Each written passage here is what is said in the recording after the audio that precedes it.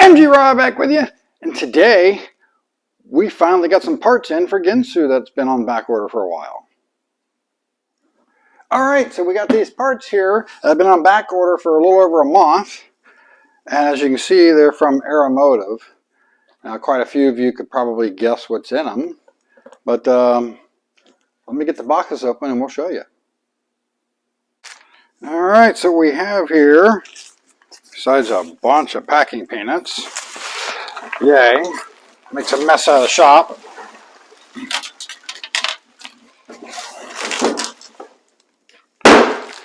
This is my new fuel cell.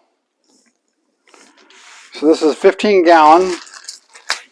This has the brushless pump in it with the speed controller built into it. So it'll slow the pump down when you're just cruising, not under a load, to make the pump last a lot longer, and then the brushless pumps last longer anyway.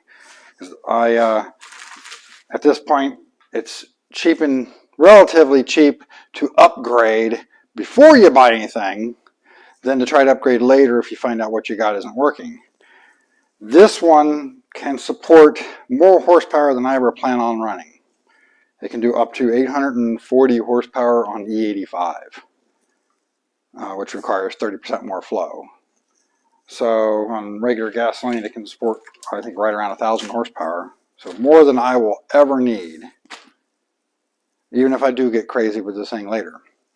One thing I do realize anymore is you never know where you're going to be at in a few years. You may end up doing a lot more than you think you will. So it's not a bad idea when it's only a little bit extra to give yourself that little bit of insurance. This also does have a sending unit on it, so I can have a fuel gauge. And it's all legal for racing and pretty much anywhere I would ever potentially race at. And along with that,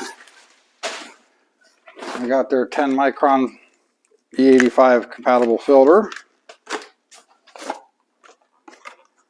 a pressure gauge to go with the regulator that I bought.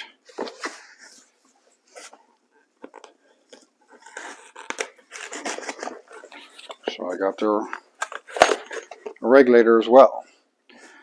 So this is pretty much the complete fuel system, aside from the fuel lines and a little bit of wiring, and a flex fuel sensor if I were to decide to ever go to E85.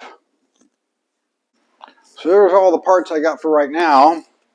And on that note, this would be a good time to hear from the sponsor of today's video. Welcome to Rob's Reliable Used Cars, where we specialize in older British cars that will reliably sit in your backyard and rust away. You didn't think I really had a sponsor, did you? Nobody's going to sponsor a channel that's only got 300 and something subscribers. I pay for this crap all by myself. That's why my projects take as long as they do. Now there has been a little bit of progress on the car itself. Not so much stuff you can actually see right now, but my brother came over and I got the seat in there and sat in there and we measured up for the first part of the roll cage. And I got the dimensions down to a company now that's supposed to be bending them up for me. And then we're starting to work on figuring out the front suspension, because me and him are going to build that together. So I got a pattern here for a plate we're going to put on the side here for mounting, putting a mount on for an A-arm.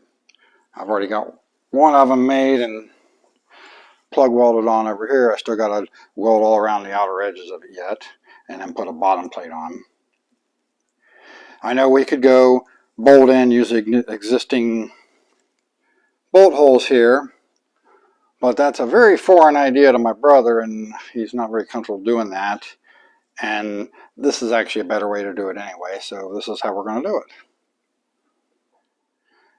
The other thing that I've been doing is I'm starting to work on double checking all my measurements here.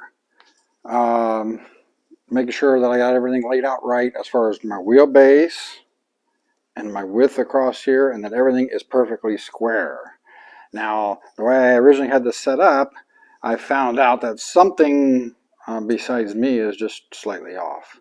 So that's why I'm double checking everything to make sure all my marks are correct before I start building anything, because I need to use the center line here to put the cross member in. And of course, here's the cross member that I built months ago. And I want to make sure that that thing's sitting perfectly square in the car and square with the rear axle line, and verify that my rear axle line is actually square in the car like I thought it was when I originally set it up. I just want to verify everything now so that I can correct anything now if I need to, and make sure that the front of the car is correct.